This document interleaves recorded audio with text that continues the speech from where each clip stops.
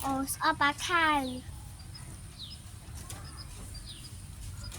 สอบปลาข้าวนี่อ่ะอาข้าวนี่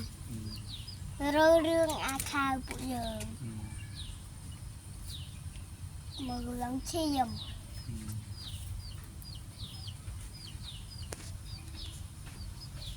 เอาปลาข้าวนั้นไม่อาข้าวนี่ลังจูดอาข้าวนี่ลังดูอาโก้มาเป็นหน้ามันมาไปเล่นสกีไม่จังชอบเลยเนี่ยชอบเล่นไงบ่ไม่เพลียงนี่เพลียงนะเพลียงของ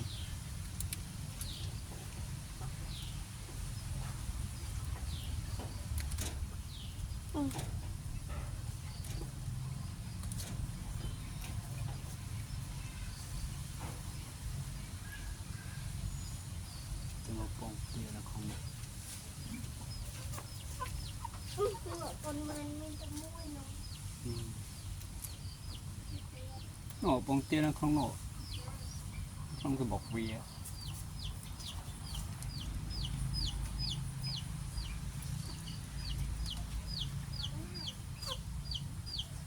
น้องหน่อย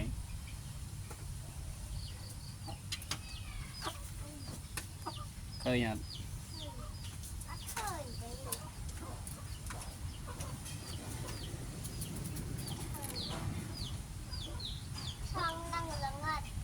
แต่ใจบางเพียนเอาไว้เอาเมือนโจลเนาะเพียนเอา